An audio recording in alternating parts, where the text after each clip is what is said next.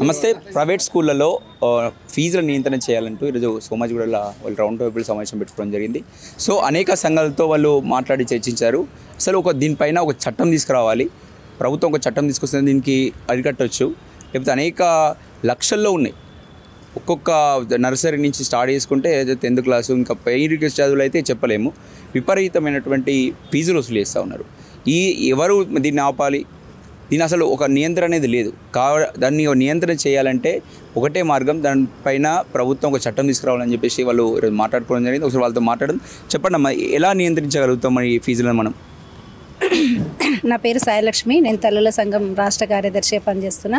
ఈ ఫీజుల నియంత్రణ జరగాలి అంటే ఏవైతే ప్రైవేటు వ్యవస్థలు ఉన్నాయో, ప్రైవేటు స్కూల్స్ ఉన్నాయో వాళ్ళు చాలా దోపిడీ చేస్తారు. అంటే పేద మధ్యతరగతి కుటుంబాలు అనేది చూడకుండా ప్రతి ఒక్కరికి ఒకటే లాగా ఫీజులు వసూలు చేస్తున్నారు. అది నియంత్రణ జరగాలంటే ప్రభుత్వము ఒక బాధ్యతగా ఫీజుల నియంత్రణ కమిటీని ఏర్పాటు చేయాలి. ఎప్పుడైతే ప్రభుత్వం బాధ్యత తీసుకుని ఫీజుల నియంత్రణ కమిటీని ఏర్పాటు చేస్తుందో అప్పుడు ప్రైవేట్ స్కూళ్ళ వ్యవస్థల్లో మార్పు వస్తుంది. అది రావాలంటే ప్రభుత్వం బాధ్యత తీసుకోవాలి. నిన్న మొన్న చూసాము ఫీజు రెగ్యులేటరీ కమిటీ కూడా ఫీజులు బీటెక్ కాలేజీలో ఫీజులు పెంచవచ్చు అని చెప్పేసి కూడా వాళ్ళకు చెప్పడం జరిగింది. మీరు దీన్ని ఏమంటారు? మేము దాన్ని ఖండిస్తున్నాం, వ్యతిరేకిస్తున్నాం. అంటే దాంట్లో పేద పిల్లలకు చదువుకునే అవకాశాలు కోల్పోతారనమాట. ఎంతో మధ్యతరగతి కుటుంబాల్లో పేద పిల్లలు ఉన్నారు. అందులో ఉన్నత స్థాయి ఉన్న వాళ్ళకి అది నడిచిపోతుంది, కానీ పేద పిల్లలకు మాత్రం అన్యాయం జరుగుతుంది. అది జరగకుండా ఉండాలంటే అలాంటిది కరెక్ట్ కాదనేది మేము దాన్ని ఖండిస్తున్నాం. నియంత్రించాల్సినటువంటి ఆ కమిటీ వాళ్ళే పెంచుకోవచ్చు, మీరు అని ఇష్టం ఉన్నట్టు చేసుకోవచ్చు అని చెప్పేసి మాట్లాడాలని మనం ఎలా చూస్తాం? అంటే యాక్చువల్లీ అక్కడ వచ్చేసరికి ఇది రాజకీయ పార్టీలది ఎక్కువ ఇన్స్టిట్యూషన్స్ వాళ్ళే ఉన్నాయి. ఒకటంటే రాష్ట్ర ప్రభుత్వము ఉచిత నిర్బంధ విద్యా చట్టం, ఈ కాంగ్రెస్ ప్రభుత్వము సోనియా గాంధీ యూపీఏ చైర్పర్సన్గా ఉన్నప్పుడు వచ్చినటువంటి చట్టం. ఈ చట్టాన్ని అమలు చేయాలి. ఇలా మిగతా ఢిల్లీ, హర్యానా, ఉత్తరప్రదేశ్ మిగతా కొన్ని రాష్ట్రాలల్లో ఈ చట్టం అమలవుతుంది. 25% ఇస్తుండ్రు. మన రాష్ట్రంలో ఈ చట్టాన్ని అమలు చేస్తలేరు. ఎందుకంటే కొంత భారం పడుతుంది రాష్ట్ర ప్రభుత్వం మీద. గ్రామాలలో 9,000, 7,800 పట్టణాలలో వసూలు చేస్తూ ఈ భారం 2,281 కోట్లు అదనంగా పడుతుందని చెప్పేసి ఈ రాష్ట్ర ప్రభుత్వం అమలు చేయట్లేదు. అమలు చేస్తే ఉచిత నిర్బంధ విద్య అమలు చేస్తే వీళ్ళందరికీ ప్రైవేటు పాఠశాల నియంత్రణ జరుగుతుంది. ఎందుకంటే ఈ చట్టాన్ని అమలు చేసే ఇంకోటి కాంగ్రెస్ ప్రభుత్వాన్ని మనం ఏం కోరుకుంటున్నామంటే, ఈ గత ప్రభుత్వానికన్నా ఈ ప్రభుత్వము కమిషన్ వేసింది, ఒక ఆశ ఉంది చేస్తుందేమో అని చెప్పేసి. ఈ ఉచిత నిర్బంధ విద్యా చట్టం కొరకు దీన్ని ప్రయత్నం చేయాలి. వాళ్ళ ప్రభుత్వం తెచ్చింది, వాళ్ళే అమలు చేసేస్తే ఈ చట్టబద్ధత కలిగినటువంటి చట్టాన్ని అమలు చేసేస్తే ఫీజుల నియంత్రణ జరిగే అవకాశం ఉంది. ఇంకొకటి, పాలిటిక్స్ నాయకులదే స్కూల్స్ ఉన్నాయి కనుక వాళ్ళు విచ్చలవిడిగా వసూలు చేస్తారు. ఇప్పటికి కూడా తెలంగాణ రాష్ట్రం వచ్చి 14 సంవత్సరాలు 15 సంవత్సరాలు అవుతుంది. అయినప్పటికీ కూడా ఇలా విద్యా వ్యవస్థ చాలా లోపాలు ఉన్నాయి. విద్యకు ఖర్చు పెట్టలేని పరిస్థితిలో విద్యా వ్యవస్థ ఉంది. ఇప్పటికీ 33 మంది డిఓలు ఉండాలి రాష్ట్రంలో, 10 మందే ఉన్నారు. 573 మంది ఎంఈఓలు ఉండాలి, 17 మంది. అంటే అర్థమైంది, విద్యార్థులకు చదువు రాకపోని మన ఉపాధ్యాయులను కానీ మన డిఓలను కానీ ఎంఈఓలను కానీ ఏర్పాటు చేసే ప్రక్రియ విద్యా వ్యవస్థ చేయట్లేదు. ఎందుకనంటే ఈ మౌలిక వసతులు ఉపాధ్యాయులు లేకపోవడం వల్ల వాళ్ళు ప్రైవేటు పాఠశాలకు పంపించే మార్గం జరుగుతుంది. దీన్ని ఎలా నియంత్రించబోతున్నారు? మీ కమిటీ కావచ్చు, ఇప్పుడు నిర్ణయం తీసుకోవడం, కొన్ని సలహాలు కూడా చాలా రావడం జరిగింది. నెక్స్ట్ ఎలా ఉండబోతుంది మీ ప్లాన్? అది ప్రభుత్వం అయితే ఇది అమలు చేయాలి, కమిటీ నియంత్రణ చేయాలి, ఫీజుల నియంత్రణ కమిటీని ఏర్పాటు చేయాలి. అది చేయకపోతే మాత్రం మేము తల్లుల సంఘం నుంచి, బాల హక్కుల పరిరక్షణ వేదిక నుంచి ఎంతవరకైనా వెళ్ళడానికి మేము సిద్ధంగా ఉన్నాం. ధర్నా చౌక్ దగ్గర ధర్నా చేయడానికి కూడా మేము సిద్ధంగా ఉన్నాం. ఈ ప్రైవేట్ పాఠశాల స్కూల్లో ఫీజుల గురించి అయితే చాలా తక్కువ చేయాలండి. ఫీజులు కట్టలేక చాలా తల్లిదండ్రులు చాలా ఇబ్బంది పడుతున్నారు. ఎందుకంటే ప్రతి ఒక్కరికి చదువుకోవాలని ఆశ ఉంటుంది. ఉన్నోళ్ళ పరిస్థితి బాగానే ఉంటుంది, వాళ్ళు ఎట్లా ఫీజులు కట్టుకుంటారు. మధ్యతరగతి వాళ్ళకి చాలా ఇబ్బందిగా ఉంటుంది. కాబట్టి వాళ్ళ గురించి అయినా ఫీజులు కొంచెం తగ్గించాలని మాకు తల్లుల సంఘం నుంచి కోరుకుంటున్నాం. తల్లుల సంఘం నుండి మేము పోరాడతామండి ప్రభుత్వంతో. ఇంకొకటి, ఈ స్కూల్లోనే పెన్ను నుండి బుక్ కొనాలంటే కాదు, పేద విద్యార్థులు కూడా ఉన్నారండి. మా స్కూల్లోనే టై బెల్ట్ కొనాలి, మా స్కూల్లోనే బుక్స్లు కొనాలి, మా స్కూల్ స్కూల్లోనే హోంవర్క్. ఇప్పుడు ఇంకొకటి కూడా ఉందండి, హోంవర్క్. చిన్న పిల్లలు ఉంటారు, వాళ్ళ మీద ఎల్కేజీ యూకేజీ పిల్లల్ని కూడా ఈ స్కూల్లోనే హోమ్ ట్యూషన్ అన్నట్టు 9th ఇప్పుడు పొద్దున 7 నుండి 10th వచ్చే వరకు 9:30 వరకు అక్కడనే ఉంచుతున్నారు. అందులో చదివిన పిల్లలు ఉంటారు, చదువుకున్న పిల్లలు. ఆ పిల్లలకు భారం పడుతుంది, అంటే వాళ్ళ ఆరోగ్యం కూడా క్షీణిస్తుంది. అది కూడా చూసుకోకుండా ప్రభుత్వము మేము ఎంత దూరమైనా మా తల్లుల సంఘం నుండి తరపున నుండి పోరాడతాం. ఈ ప్రభుత్వం వచ్చినా ఏ ప్రభుత్వం వచ్చినా పిల్లల గురించి పోరాడతాం. ఇంకొకటి, పిల్లలకు ఇప్పుడు ఈ ప్రభుత్వంలో విద్యాశాఖ మంత్రి లేదు. ఆ విద్యాశాఖ మంత్రి కమిషన్ వేస్తే అక్కడ పోయానా మా గోడు చెప్పుకుంటాం. మేము ఎవరికి చెప్పుకోవాలి మా గోడు? ఇప్పుడు మేము ఇంతవరకు ఇప్పుడు ఇటువంటి మీటింగ్లు ఎన్నో చేసుకున్నాం, కానీ ఎవరిని పోయి అడగాలి? ఇప్పుడు సీఎంని అడగంటారు, ఎమ్మెల్యేని వీళ్ళు మేమే అంటున్నాం. ఎమ్మెల్యేలో ఈ స్కూల్లో ఉన్నాయి, ఎమ్మెల్యే వాళ్ళే కాలేజీలు ఉన్నాయి, ఎన్ఆర్ఐవి కాలేజీలు ఉన్నాయి. సరే ఎన్ఆర్ఐ, కానీ దీనికి ప్రత్యేకంగా అయితే విద్యాశాఖ మంత్రి లేడు కదా. దాని ప్రభుత్వం ఈడికి 100 సార్లు మా మీటింగ్లలో మాట్లాడుకున్నాం. మరీ దయచేసి సీఎం గారికి కూడా కోరుచున్నది ఏంటంటే విద్యాశాఖ మంత్రిని వేస్తే మా గోడు మేము చెప్పుకోగలుగుతాం అనేది ఇది. ये बस बार फिर क्या हो रहा बोले तो प्राइवेटों में फिर ये साल में फीस बढ़ाने को बोल रहे, 500 रुपये बढ़ाते, 1000 बढ़ाते, 2-2 हज़ार बढ़ाते. बढ़ाने से क्या होता, एक जने को बांधने के लिए दम रहती, एक को नहीं रहती. फिर इन्हों रेवंत रेड्डी क्या कर रहे, दूसरी जगह 50% सबको वो दे रहे, या नहीं है. वो नहीं है बोले तो कैसे कर, रेवंत रेड्डी से ही पूछना पड़ता ना, स्टेट में तो नहीं पूछना पड़ता ना रेवंत रेड्डी को. अगर रेवंत रेड्डी मेरी बात नहीं सुने तो मैं उनके घर ना कलवा कुर्ती में जाके उनके घर पे खाने मैं धरना रखती हूँ. मेरे को किसी से वो नहीं है, मगर उन्होंने मेरी आवाज़ को सुने, मेरी आवाज़ को दबाना नहीं. उन्होंने दबा देते हैं कि अच्छी बात बोलने वाले को दबा देते हैं और वैसी बात करने को दबाते नहीं दबाते. लेकिन हमारी आवाज़ सुनना. क्यों? ये बच्चे लोग कहाँ जाना, कैसे करना, किसी की दम है किसी की नहीं है उसमें भरने के लिए. ये न्यूज़ उनके पास ज़रूर पहुँचाना. Thank you. ఈ విద్యపై ఇట్లా డబ్బులు పెంచుకుంటూ పోతే ఎంత దాకా పెంచుకుంటారు, ఎప్పటిదాకా పెంచుకుంటూ వస్తారు? ఇప్పుడు మేము కడుతూ మా పిల్లలకు 10th అయిపోయింది, ఇంటర్ అయిపోయింది, డిగ్రీ కూడా అయిపోయింది. మళ్ళీ నెక్స్ట్ మా తరం వాళ్ళు కూడా అదే విధంగా కడుతూనే పోతుండాలి. కానీ దీనికి సమస్య పొల్యూషన్ అన్నది ఏం లేదు, స్టాప్ అన్నది లేదు. కాబట్టి మేము రేవంత్ రెడ్డి కానీ ఇప్పుడు విద్యాశాఖ మంత్రి మాకు ఇస్తే మా బోర్ ఏందో చెప్పుకుంటాము. ఇంకోటి, ఇంతవరకు ప్రభుత్వం వచ్చి కూడా 2 సంవత్సరాలు గడుస్తుంది, ఈ విద్యాశాఖ మంత్రి లేరు, ఎవరూ లేరు. మన బోర్లు చెప్పుకోవాలంటే ఎవరికి చెప్పుకోవాలి, ఎవరితోటి విన్నవించుకోవాలి, ఏ విధంగా మాట్లాడాలి? మరి దీనికి పరిష్కారం రేవంత్ రెడ్డి ముఖ్యమంత్రి ఒక్కరే ఉన్నారు కాబట్టి తననే పరిష్కరించాలి, తననే చెప్పవలసి వస్తుంది. ఇప్పుడు కొంతమంది అంటారు ఈ స్కూల్లో ఫీజులు పెంచుకోవచ్చు కదా, మాకు వాళ్ళే మాట్లాడుకున్నారంటే వాళ్ళు బీద వాళ్ళు ఎవరున్నారు? బీద వాళ్ళని కూడా ముందు కూర్చోబెట్టిన తర్వాత వాళ్ళని కూడా చర్చించండి. ఇప్పుడు మీరు మాట్లాడుకో. ఇక్కడ ఫీజుల కోసం జాగాలు, ఇల్లులు అమ్మి కూడా ఫీజుల కోసం పెడుతూ ఉన్నారు. మీరేమంటారు? ఇప్పుడు జాగాలు విడుతులు అమ్మిందని కాదు, గోల్డ్ అమ్ముకున్న వాళ్ళు ఉన్నారు, పుస్తలు అమ్ముకున్న వాళ్ళు ఉన్నారు, ఇంకో ఎన్నో రకరకాలుగా అమ్ముకొని మా బాబు బాగుపడాలి, మా బాబు మంచి కావాలి, మా పిల్లలు మంచి కావాలి, మా పిల్లలు రాబోయే తరానికి ఒక ఇంజనీరో, ఒక డాక్టరో, ఒక ఏదో విధంగా కావాలి, పెద్దవాళ్ళు కావాలి, మాలాగా చిన్న లొకేషన్లో బతకొద్దు, మాకు హై లెవెల్ ఉండాలి మా బాబు అన్నట్టే ఇన్ని విధాలుగా తాకట్టు పెట్టి అయినా సరే బాబుకి చదివిస్తాము, అమ్మాయికి చదివిస్తాము. ఎందుకు చదివిస్తాము? ఇట్లా అమ్ముకోవడానికి ఆ విద్యను. ఇదే విధంగా మనకు ముందుకు మన సావిత్రిబాయి పూలే కానీ వీళ్ళు అలాంటి వాళ్ళు ఆనాడు విద్యను తెచ్చిర్రంటే ఇట్లా అమ్ముకునేటోళ్ళు అనుకుంటుంటే అసలు ఆ విద్యను తీసుకొచ్చేటే వాళ్ళు కారేమో. వాళ్ళు డోర్ టు డోర్ వెళ్ళి ఆ ఊర్లలో ఆ సిచ్యువేషన్లో అంత లోకల్ ఏరియాలలో వాళ్ళు చేసుకొచ్చిర్రంటే ఈరోజు ఇట్లా అమ్ముకోమని చేసిండ్రా? ఒక నలుగురికి ఉపయోగపడాలి. విద్య అంటే ఏంది, పేరు రాయడం అంటే ఏంది, దాని బోర్డు చదవడం అంటే ఏంది, అట్లాంటి విషయాలు తెలుసుకోవాలి, లోకజ్ఞానం ఉండాలన్నట్టుగానే ఇవి తీసుకొని వచ్చిన చట్టం. కానీ ఇట్లా అమ్ముకోవడం అని అంటే వాళ్ళు ఆ రోజు కష్టపడేటోళ్ళు వాళ్ళు కారేమో. మరి ఇప్పుడు ఈ విధంగా అమ్ముకుంటున్నారు. మరి ప్రభుత్వ స్కూల్స్ ఉన్నాయి కదా, అందులో పంపొచ్చు కదా, ఇబ్బంది ప్రభుత్వ స్కూల్స్లో పంపాలంటే ప్రభుత్వ స్కూల్లో మౌలిక వసతులు లేవు, అక్కడ సరైన నాణ్యమైన విద్య అందట్లేదు. తల్లిదండ్రులు అందుకని ప్రభుత్వం పైన అక్కడ వైపు మొగ్గు చూపకుండా ప్రైవేట్ వ్యవస్థ పైన మొగ్గు చూపుతున్నారు. ప్రైవేట్ వ్యవస్థలో కూడా నాణ్యమైన విద్య ఉందా అంటే ఇక్కడ కూడా లేదు. కాకపోతే ఏంటంటే గుడ్డి కంటే మెల్లనేమన్నట్టు ప్రభుత్వంలో మౌలిక వసతులు లేవు, ఆట స్థలాలు లేవు, సరిపడ తరగతి గదులు లేవు, సరిపడ టీచర్స్ లేరు.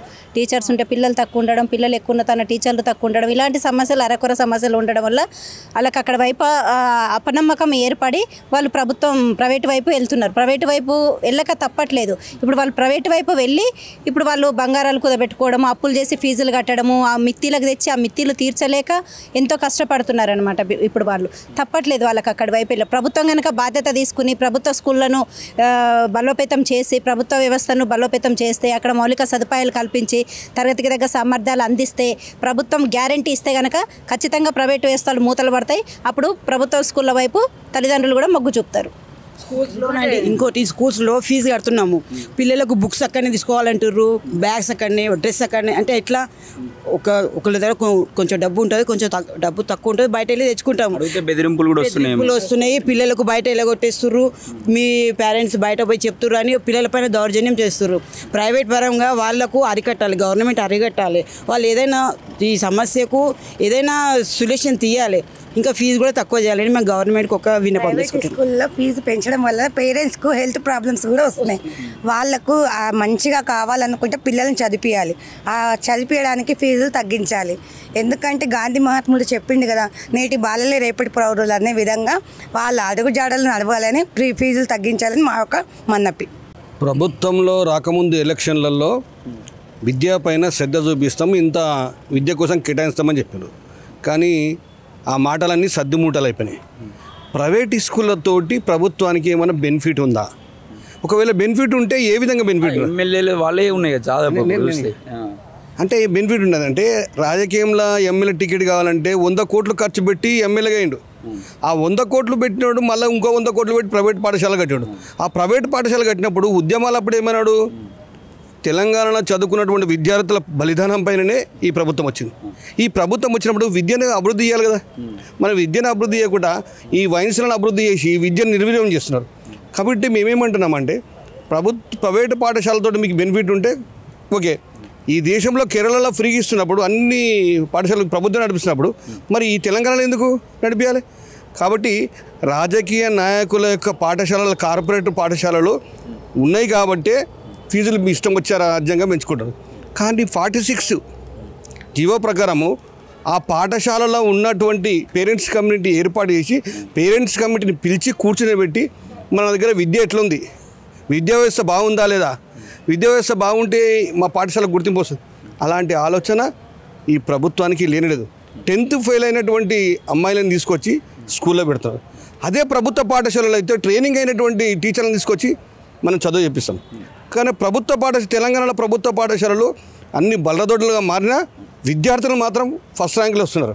అదే ప్రైవేట్ పాఠశాలలో చదివిన పిల్లలు 0 మార్కులు వస్తున్నారు. కానీ ఇక్కడ తేడా ఏంటంటే తల్లిదండ్రులు గుర్తించాలి, ప్రభుత్వం కూడా గుర్తించాలి.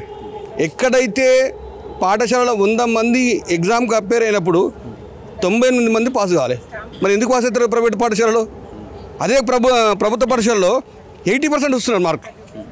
మరి కాబట్టి ప్రభుత్వం ఫీజుల పైన కఠినమైన చట్టం తీసుకురావాలి, నిరంతరం చేయాలి. ఎప్పుడైతే ఈ ప్రభుత్వం శ్రద్ధ తీసుకోదో అప్పటి వరకు దోపిడీ జనం అవుతుంది. జనాల యొక్క వీక్నెస్ను అలా ఆసరాగా చేసుకుని వీళ్ళు దందా చేస్తున్నారు అనుకోవచ్చా? 100% అనుకోవచ్చు. ఎందుకంటే మైగ్రేట్ పీపుల్ ఉదాహరణ చెప్తాం, కొన్ని జిల్లాలో ఈ రోజుల్లో స్టేటస్ లెక్క మారిపోయింది, అంగడి సరుకు అయిపోయింది. ఏంది చదువు అనేది అంగడి సరుకులు అయిపోయింది. ఒక రైతు తెచ్చి తన పండిన పంటను గిట్టుబాటు వస్తుందా లేదని ఆలోచించి మార్కెట్లో పెట్టుకుంటాడు. కానీ ఇప్పుడు ఉన్నటువంటి ఎమ్మెల్యేలన్నీ పాఠశాలలో పెట్టి వ్యాపార వ్యవస్థగా ఉండి గిట్టుబాటు వస్తుందా లేదనే ఉద్దేశంతో గిట్టుబాటు రాకుంటే ఫీజులు పెంచవచ్చు. అంటే ఆ పద్ధతిలో ఈరోజు ఈ ప్రభుత్వం తయారైపోయింది. అంటే నర్సరీ ఎల్కేజీకే 3 లక్షలు 4 లక్షలు వసూలు చేసే స్కూల్ కనిపిస్తుంది. వాటిపైన ఏమన్నా చర్యలు తీసుకోవచ్చా? 100% తీసుకోవాలి. ఈరోజు రాష్ట్రంలో పరిస్థితి ఎట్లుందంటే ఎల్కేజీ పిల్లలకు బీటెక్ స్టూడెంట్స్కి ఏదైతే ఫీజు ఉండాలనో ఈరోజు మేనేజ్మెంట్ సీట్ కొరకు 2 లక్షలు 3 లక్షలు 4 లక్షలు పెడతారు. ఆ ఫీజు ఈరోజు ఎల్కేజీ పిల్లలకు ఉంది. అంటే ఎంత దౌర్భాగ్యమైన పరిస్థితిలో ఉంది ఈరోజు రాష్ట్ర ప్రభుత్వం. ఇంత తెలిసిన హైయర్ ఎడ్యుకేషన్ విద్య కంటే ఈ లోయర్ ఎడ్యుకేషన్దే ఖరీదైన విద్యగా మారిందండి. ఈరోజు మధ్యతరగతి వాళ్ళు విద్యా గుణాలంటే అసలు ఆలోచించవలసిన విషయాలలో ఈరోజు పడుతున్నారు. కారణాలు ఏంటంటే ప్రభుత్వ పాఠశాలలలో మెరుగైన వసతులు సరిగ్గా లేకపోవడం వల్లనే ప్రైవేట్ పాఠశాలను ఆశ్రయిస్తారు. ఈరోజు తిరుపతిరావు కమిషన్ ఏర్పడ్డప్పుడు 12,000 రూపాయల నుంచి ఉన్నటువంటి ఫీజు ఈరోజు ఎల్కేజీ పిల్లానికి 3 నుంచి 4 లక్షల వరకు ఫీజులు వసూలు చేస్తారంటే ఎలాంటి పరిస్థితుల్లో ఈరోజు తెలంగాణ రాష్ట్రం ఉన్నదన్నది ఒకసారి గ్రహించుకోవాలి మనం. ముఖ్యంగా తిరుపతిరావు కమిషన్ ఏర్పడ్డప్పుడు కూడా ఆ రోజు తల్లిదండ్రులు కావచ్చు, విద్యార్థులు కావచ్చు ఏమని అన్నారంటే ఈరోజు ప్రైవేట్ పాఠశాలలు ఇష్టానుసారంగా ఫీజులు వసూలు చేస్తున్నాయి కాబట్టి మా ఇద్దరి లోపల సమన్వయం కుదిరించి ఏదైతే ప్రైవేట్ వ్యవస్థ ఉందో ఆ ప్రైవేట్ వ్యవస్థ ఫీజులు పెంచాలంటే మా అభిప్రాయ సేకరణ తీసుకోవాలని అన్నారు.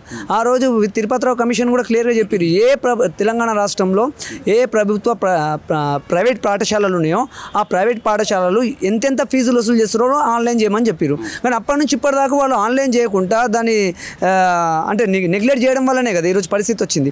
ఆ రోజు వాళ్ళు ఆన్లైన్ చేసినట్టుంటే ప్రైవేట్ పాఠశాలలు ఎంతెంత ఫీజులు వసూలు చేస్తున్నారో దాన్ని బట్టి మనకు ఒక కమిటీ ద్వారా ఒక జడ్జిమెంట్ వస్తుండే. ఈ డొనేషన్ల పైన ఏమంటారు? విపరీతంగా డొనేషన్లు కూడా వసూలు చేస్తూ ఉన్నాయి కాలేజీలు. అదే సార్, ప్రభుత్వ అధికారుల నిర్లక్ష్యం ఇదంతా. ఎందుకంటే చట్టాలు ఇప్పటికి కూడా ఈ ఫీజులు ఉన్నాయి కానీ అవి ఇంప్లిమెంటేషన్లో చాలా వైఫల్యం ఉంది. ఏమంటారు? వైఫల్యాలు అంటే ముఖ్యంగా అదే అంటున్నాం కదా సార్, ప్రభుత్వ అధికారుల నిర్లక్ష్యం. ఎవరైతే అధికారులు పర్యవేక్షించాలనో అధికారుల పర్యవేక్షణ లోపం, ఆ అధికారుల పర్యవేక్షణ లోపం వల్లనే ఈరోజు ఇష్టానుసారంగా ఫీజులు పెంచుకుంటారు. ప్రశ్నించే గొంతులో నొత్తేస్తారు. ఈరోజు ఫీజు ఎందుకు పెంచినారా బాబు అని వాళ్ళ తల్లిదండ్రులు ప్రశ్నిస్తే చదవండి లేకుంటే టీసీ తీసుకొని మా పాఠశాల నుంచి వెళ్ళిపోండి అంటే తల్లిదండ్రులు కూడా ఆవేదనకు గురవుతారు. ఈరోజు నేను ప్రశ్నిస్తున్న పిల్లల చేతికి టీసీ ఇస్తారా అని. కాబట్టి మనం ఒకటే అంటున్నాము, ప్రభుత్వం దీనిపైన ఒక కఠినమైన నిబద్ధతతో కూడినటువంటి చట్టం తేవాలి. ఈరోజు పంజాబ్లో కావచ్చు, మధ్యప్రదేశ్లో కావచ్చు, తమిళనాడులో కావచ్చు, కర్ణాటకలో కావచ్చు, కేరళలో అనేకమైనటువంటి 15 రాష్ట్రాలలో కఠినమైన చట్టాలు ఉన్నాయి. అక్కడ ఫీజు నియంత్రణ అనేది సక్రమంగా జరుగుతున్నప్పుడు ఈరోజు తెలంగాణ రాష్ట్రంలోనే ఈరోజు ఈ విధంగా ఫీజులు ఏంది? ఈరోజు దేశంలో ఎక్కడ లేనటువంటి ఫీజులు కేవలం తెలంగాణ రాష్ట్రంలోనే వసూలవుతున్నాయి. మీరు అన్నట్టు ఇందాక 3 లక్షల రూపాయల ఫీజు అండి. ఏంది అది? ఒక బీటెక్ స్టూడెంట్స్కి కట్టవలసిన ఫీజు ఈరోజు ఎల్కేజీ పిల్లలకు కట్టి తల్లిదండ్రులు చాలా ఆవేదనకు గురవుతున్నాం. మేము ప్రభుత్వంతో ఒకటే డిమాండ్ చేస్తున్నాం, రానున్న రోజులలో ఇప్పుడు ఎడ్యుకేషన్ ఇయర్ ప్రారంభమవుతుంది, జూన్ నుంచి బడిబాట కార్యక్రమం.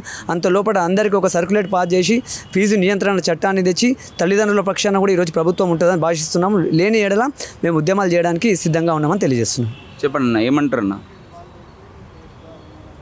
ఏం లేదు, కొత్తగా ప్రభుత్వం ఏర్పడినప్పుడు ముఖ్యమంత్రి గారు ఏమన్నారు, అధికారులకు అందరికీ తెలియజేశాడు. ఏమని? ప్రతి మంత్రి కానీ, ఆఫీసర్ కానీ, డిఓ కానీ, డిప్యూటీ డిఓ కానీ, సెక్రటరీ కానీ పోతూ ఒక స్కూల్లో చూసిపోవన్నాడు, విజిట్ చేయమన్నాడు. ఎందుకు చేయట్లేదు వీళ్ళు? అలా చేస్తే స్కూళ్ళు మెరుగుపడతాయి, గవర్నమెంట్ స్కూల్ అని మెరుగుపడతాయి, ప్రైవేట్ స్కూల్కి వెళ్ళరు. దౌర్భాగ్యం ఎందుకు మరి? ఈయన చెప్పిండు, ఎందుకు అమలు చేయడం లేదు? ఏ అధికారి అయినా డిఓ, ఇంతవరకు హైదరాబాద్లో డిఓ ఉన్నాడు, డిఓ గారు ఉన్నారు. ఒకసారి స్కూల్కి పోయినట్టు ఏమైనా దాఖలాలు ఉన్నాయా? నెలలో ఒక స్కూల్లో పడుకోవాలని చెప్పేసి కూడా చెప్పడం జరిగింది. డిఓ గారు కానీ, ఎంఈఓ గారు కానీ, సెక్రటరీ కానీ ఎవరు? అప్పుడు జనార్దన్ రెడ్డి ఉండే, ఆయన మున్సిపాలిటీకి వెళ్ళిపోయి ట్రాన్స్ఫర్ అయ్యాడు. ఆయన అప్పుడప్పుడు స్కూల్కి పోతే ఆయన కూడా పోకుండా బంద్ అయిపోయాడు. చీఫ్ సెక్రటరీ ఉండే. ఆ తర్వాత ఈ ముఖ్యమంత్రి వచ్చిండు, అందరి అధికారులకు ఆదేశాలు ఇచ్చాడు, పోవాలి కంపల్సరీ. పోతే మెరుగుపడతాయి కదా, నిన్ను డిమాండ్ చేసేవాళ్ళు కాదు కదా. గవర్నమెంట్ స్కూల్ అని మెరుగుపడ్డప్పుడు నీ దగ్గరికే, ఈ ప్రైవేట్ స్కూల్ దగ్గరికే రా మేము. నీదేందో నీ కథ నువ్వు నడుపుకుంటాం, మా కథ మేము నడుపుకుంటాం. పిల్లలు చిన్న పిల్లలు, గరీబీ పిల్లలు గవర్నమెంట్ స్కూల్లో చదివిద్దాం అనుకుంటాం. గవర్నమెంట్ స్కూల్లో మెరుగు ఉండి, అన్ని వసతులు ఉండి, టీచర్లు బాగా చెప్తే ప్రైవేట్ స్కూల్కి పోలేరు కదా ఎవరు. అదైనా సరిగా చేయండి మరి. అది చేస్తే కూడా మాకు ఇబ్బంది లేదు. గవర్నమెంట్ స్కూల్ అని బలోపేతం చేయండి. దాంట్లో ఇప్పుడు ఈ మధ్యలో వేసిండు, కమిటీలు వేసాడు, సరిగా లేవు. బలోపేతమైన కమిటీలు చేయండి, టీచర్లను నిలదీసే కమిటీలు చేయండి. తప్పకుండా మారుతుంది, మారాలి. ప్రైవేట్ ఫీజులు తగ్గించాలి. దాంట్లో ప్రైవేట్ ఫీజు తగ్గించాలంటే ఏం చేయాలంటే దాంట్లో బలమైన ఒక ప్రైవేట్లో కూడా కమిటీలు వేయాలి. అప్పుడు అంటే మీతో అంటే ఇప్పుడు వాళ్ళ పెద్ద ఎమ్మెల్యేలు కావచ్చు, వాళ్ళే ఉన్నాయి.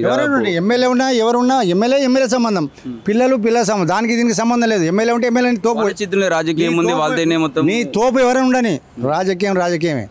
నీ స్కూల్ పిల్లలు వచ్చినరా, నువ్వు వ్యాపారస్తుడు, వాడ వ్యాపారం పెట్టుకుండాలి. ఆడ 1000 మంది ఉన్నారు పిల్లలు, 1000 మందికి సరిపడా మాటలు మాట్లాడాలి. ఇది తీసుకుంటా, నీకు ఏ సమస్య ఉంది? దానివల్ల స్కూల్ నడిపితే లక్షలు వస్తున్నాయి, గవర్నమెంట్ ట్యాక్స్ అయితే కడతలేడు. మనకేది ఏదో ఉదారంగా గవర్నమెంట్కు 5% మేము తీసుకుంటామని వాళ్ళు స్కూల్ పెట్టుకున్నారు బైలాస్లో. ఆ రకంగా ఉండాలన్నా చట్టాలు ఎవరు ఫాలో అవ్వకపోతే ఏం చేయాలంటే దాంట్లో బలోపేతంగా ఒక కమిటీ తయారు చేసి, కమిటీ బలోపేతమైన కమిటీ చేస్తే కమిటీకి తెలియకుండా రూపాయి పెంచకూడదు, పెంచడు కూడా. ఎందుకంటే కమిటీ అడుగుతుంది. కమిటీ అడిగితే వినడానికో కమిటీ ఉన్న సంబంధించి ఫీజుల రెగ్యులేషన్ కమిటీ ఉంది. సో వాళ్ళు కూడా బీటెక్ కాలేజీలో పెంచుకోవచ్చు అని వాళ్ళు కూడా పర్మిషన్ ఇస్తా ఉన్నారు. అంటలేను, స్కూల్ కమిటీలో యజమాని స్కూల్ పేరెంట్స్ కమిటీ ఉండాలి. పేరెంట్స్ కమిటీలో చైర్మన్ 12 మంది ఉంటారు. 12 మందికి తెలియకుండా ఫీజు పెంచడానికి వీలేదు. అందరి సమక్షంలో మాట్లాడతారు వాళ్ళు. ఆ కమిటీ పెంచితే ఇవాళ వద్దు పెంచవడు, మేము పెంచావు మా పిల్లల్ని తోలియం. ఒక నెల తోలియకుండా పిల్లల్ని తోలియాలనుకో స్కూల్ మూతపడాలి కదా. ఇట్లా మాట్లాడుతూ పైన వాళ్ళు దాడులు చేయడం కావచ్చు. దాడి చేస్తారు. ఎందుకు దాడి చేస్తారండి? పిల్లలు ఎక్కువ ఉంటారా, లంగలు ఎక్కువ ఉంటారా, తల్లిదండ్రులు ఎక్కువ ఉంటారా? 1000 మంది తల్లిదండ్రులు అందరి మీద దాడి చేస్తారు. మారాలంటారు. పేరెంట్స్ మారాలి. ఎవ్వడు మారాడు, రాజకీయ నేతలు అస్సలు మారారు. పేరెంట్స్ మారిన దగ్గర కాదు, మనం మారాలి.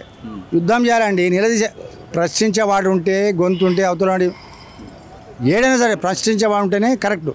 ఎవరు అడుగుతలేడు, ఇష్టారాజ్యం. ఇప్పుడు పొద్దుగాల పేరెంట్స్ దెబ్బ ఏమైనా పాడగానే స్కూల్ పైన ఎడుస్తున్నాడు స్కూటర్, వానికి ఉద్యోగం ఉంటుంది, ఆదాయం ఉంటుంది. ఏమన్నాడు గరిబోడు, రిక్షా ఎక్కటోడు, వానికి ఇబ్బంది అవుతుంది. ధనవంతునికి ఏం లేదు, షాపుకి వెళ్ళిపోతాడు, దెబ్బ ఇడుస్తాడు పోతాడు, ఆటోలో పిల్లలు పోతాడు, కార్లో తెచ్చిస్తాడు. గరిబోనికి ఆ వసతి లేదు కదా, పోయి నిలబడాలి, ఫీజు కట్టడం నిలబడాలి. ఎన్నో స్కూళ్ళకి మేమే పోయి సిఆర్పిఎఫ్గా పోయి ఎంతో మాట్లాడి మేమందరం పోతూనే ఉంటాం. సిఆర్పిఎఫ్లో స్కూల్లోకి పోయి సర్టిఫికేట్ ఇవ్వకున్నా ఏమైనా ఇబ్బంది పెట్టినా అన్నింటిలో మేమే అడుగుతాం, తగ్గిస్తాం. ఎన్ని స్కూళ్ళకి పోతాం చెప్పు, అందరూ మనం తెలవాలిగా. మనం వాళ్ళ గురించి మాకు తెలియదు కదా. మా వేణు గారు కూడా మస్తు బాధపడుతుంటాడు, అన్నీ తిరుగుతుంటాం. మా సిఆర్పి గ్రూప్ ఈ ఎగ్జామ్లు వచ్చినామంటే భలే తిరుగుతాం మేము, చెప్పలేము మేము. అన్ని స్కూల్ ఓల్డ్ సిటీ కానీ న్యూస్ ఎక్కడ మనకు రిపోర్ట్ ఏంటంటే అక్కడికి పోవడమే. అట్లా పనిచేస్తున్నాం. ఇంకా మీరు చెప్తే యజమాన్యాలు నేను చెప్తున్నా, ప్రశ్నించే గొంతుంటే వాడుతున్నాడు వినాలి. వాడిని ఆయన బైలాస్ ముందర పెడతా, తీసుకొని పోతా, ఊకే పోను. ఇది ప్రశ్నించేది కూడా తల్లిదండ్రులకే ఉందండి హక్కు, బయటి వాళ్ళకి లేదు. వాళ్ళ పిల్లలు అక్కడ చదువుతున్నారు కాబట్టి 100% ప్రశ్నించే గొంతు తల్లిదండ్రులకే ఉంది. ఈరోజు ఎల్కేజీ నుంచి బట్టి 10th వరకు వాళ్ళ పిల్లలకు 1000 కొద్ది ఫీజులు కట్టి చదివిస్తే 10thలో ఒకవేళ రిజల్ట్ ఫెయిల్ అయిపోయి ఫెయిల్ అయింది అనుకోండి, మరి ఫీజు మొత్తం వాళ్ళ తల్లిదండ్రులకు రిటర్న్ ఇవ్వాలి. మేమంటానండి, ఇప్పుడు నేను డిమాండ్ చేస్తాను, నా పిల్లని అందులో జాయిన్ చేసినాను, ఎల్కేజీ నుంచి 10th వరకు నువ్వు చెప్పినా కొద్ది 50,000 60,000 ప్రతి సంవత్సరం 5,000 ఫీజులు పెంచుకుంటూ పోతున్నారు, తల్లిదండ్రులు కడుతూనే పోతున్నారు. మరి ఆ పిల్లగాడు ఫెయిల్ అయ్యింది అనుకో, మరి ఆ ఫీజు మొత్తం రిటర్న్ ఇవ్వండి. మాకు భరోసాతోనే కదా ప్రైవేట్ వ్యవస్థ మీద నమ్ముకొని తల్లిదండ్రులు జాయిన్ చేసిర్రు. కాబట్టి ఏదన్నా ఉండనియండి. ఈరోజు ఒక మంచి ఆలోచనతో ప్రభుత్వం కనుక చట్టబద్ధత కలిగినటువంటి కమిటీని ఏర్పాటు చేస్తే తల్లిదండ్రులకు కావచ్చు, పిల్లలకు కావచ్చు న్యాయం జరుగుతుంది. అంతే తప్పిస్తే వీళ్ళు నామమాత్రంగా కమిటీలు వేసుకొని ఏదో ముందుకు సాగిస్తామంటే మాత్రం ఊకునే ప్రసక్తి లేదు. మేము ఇక్కడ నుండి మా కార్యాచరణ భారీగా వెళ్ళబోతుంది. ప్రభుత్వం ఇక్కడైనా ఆలోచించుకొని ఒక మంచి ఆలోచనతో కమిటీ వేయాలని మేము డిమాండ్ చేస్తున్నాం. సార్ చెప్పండి సార్. ఫీజుల నియంత్రణ గురించి ప్రెస్ క్లబ్లో మా సిఆర్పి అయింది. అయితే బ్రదర్ సోదరు అన్నట్టు తల్లిదండ్రుల నుంచి అవేర్నెస్ రావాలి. అంటే క్షేత్రస్థాయిలో ఒక పబ్లిక్ స్కూల్ చిన్నది ఉంటే అక్కడున్న స్థానికంగా కుల రాజకీయాలు కానీ లేకపోతే రాజకీయ నాయకులలో కానీ వాళ్ళకు చందాలు ముట్టేది ముడుతున్నారు. అంటే ప్రశ్నించటోని అక్కడనే గుర్తు నొక్కేస్తున్నారు. కాకపోతే తల్లిదండ్రులకు అవేర్నెస్ ఎందుకు రావాలంటే వాళ్ళు రకరకాల పనులు చేసుకొని ఉంటారు. వాళ్ళ పనుల మీద వాళ్ళకి అవగాహన ఉండి పిల్లల మీద దృష్టి అంటే పంపుతున్నాం కదా, అది మా పని కాదు కదా. అంటే స్కూల్కు పంపేంత వరకు మా పని, ఫీజు కడుతున్నాం. కానీ జ్ఞానం మీద దృష్టి పెట్టేదానికంటే ఆకర్షణ మీద, అంటే ఆర్టిఫిషియల్గా చేసే స్కూళ్ళు, వాళ్ళ డ్రెస్ కోడ్, వాళ్ళ ఏమంటారు దాన్ని, ఆ షూస్, వీటి మీద ఓహో డ్రెస్ వేసుకుంటే జ్ఞానం వస్తుంది అనుకుంటున్నారు. అది కాదు. అంటే జ్ఞానానికి సంబంధించిన పాలసీ వేరే. అయితే ఇక్కడ బ్రదర్ అన్నట్టు నేను కూడా అనేది అందరూ అభిప్రాయం ఏంటంటే, ఏ స్కూల్లో ఎంతమంది తల్లిదండ్రులు ఉన్నారో వాళ్ళ మధ్యన కమ్యూనికేషన్ దెబ్బ ఉంది, కమ్యూనికేషన్ గ్యాప్ ఉంది. ఒక ఆ యాజమాన్యం పేరెంట్స్ని అలాగ పిలిచి వాళ్ళని టీచింగ్ ఇస్తారు. మీ పిల్లగాడు ఇట్లా, మీ పిల్లగాడు మంచిగా ఉండి, లేకపోతే మీ పిల్లగానికి రకరకాలు ఉన్నాయి అని ఇండివిజువల్గా వాళ్ళని ఆర్గనైజ్ చేయడం వల్ల వీళ్ళని కలిసి మాట్లాడుకునే వేదికలు లేకుండా అయిపోయినాయి. ఆ వేదికలో ఈ సిఆర్పిఎఫ్ ద్వారా వేదిక ద్వారా అందరికీ తల్లిదండ్రులందరికీ అవేర్నెస్ తీసుకొచ్చి జ్ఞానాన్ని పంచగలిగితే అనేక రుగ్మతులకు ఈ సమాజం దూరం అవుతుంది. అనేక సమస్యల నుంచి మనం బయటపడతాం. ఇలా చిన్న వయసులోనే 10th క్లాస్లోనే అడిక్ట్ అవుతున్నారు గంజాయి. ప్రభుత్వానికి తెలియదా, పోలీసులకు తెలియదా, ఎక్కడ గంజాయి అమ్ముతారు, ఏ షాపులు అమ్ముతారు, మొత్తం పోలీసుల దగ్గర డాటా ఉంది. వాళ్ళ ధరలకు చందాలు అంతాయి. ఎందుకు మీదికి ఏదో మనం కంప్లీట్ చేయగానే అరికడుతున్నాం. ఎక్కడ అరికడతాం? ఎన్ని రోజులు పడతావు అరికట్టనీకే? ఎన్నాళ్ళు పడుతుంది నీకు అరికట్టనీకే? తెలియని సమస్యల చిన్న స్థాయిలో, కింది స్థాయిలో ఉన్న వాళ్ళు కూడా, మామూలు ఉన్న వాళ్ళు కూడా గుర్తుపడగలుగుతారు ఏమైందని. ఏమన్నంటే లంచాలతో మీరు ఇచ్చే డబ్బులతో మేనేజ్ చేసి మనం 5-6 మంది మన సొంతలు పోయి అడిగితే ఏం చేయాలి బ్రదర్, మన ఎమ్మెల్యేకి ఇచ్చినా, మన ఎంపీకి ఇచ్చినా, ఎలక్షన్ ఫండ్ ఇచ్చినా, అది ఇచ్చినా, మేము ఇడికి వెళ్ళి తల్లిదండ్రులకి వెళ్ళి తీసుకొని ఇస్తాను ఓపెన్ చెప్తారు వాళ్ళు. ఇది దాపెట్టి ముంచట కాదు. ఏమనంటే మా పక్కకున్న ఎవరైనా లీడరు అప్పుడే జెండా వేసుకుని వచ్చి ఎనీ పార్టీ ఇరెస్పెక్ట్ ఏ పార్టీ అయినా కానీ ఏదో కుల సంఘాలు ఈ మధ్య వర్గ సంఘాలు వచ్చినాయి, వాళ్ళందరూ వాళ్ళు మేనేజ్ చేస్తున్నారు. ఎక్కడి నుంచి వస్తున్నాయి డబ్బులు? తల్లిదండ్రుల నుంచి తీసుకునేది. అంటే వాళ్ళకు పోని ఈ లీడర్లు చిన్న కింది క్షేత్రస్థాయిలో లీడర్లకు అయితే మినిమం మోరాలిటీ ఉండాలి. ఆ మోరాలిటీ దెబ్బతినడం వల్ల సమస్య దాకా వస్తుంది. మినిమం మోరాలిటీ ఉండాలి. సమస్య నుంచి బయట వెళ్ళాలి. అసలు సమస్యను గుర్తించాలి కదా. సమస్య ఎక్కడుంది?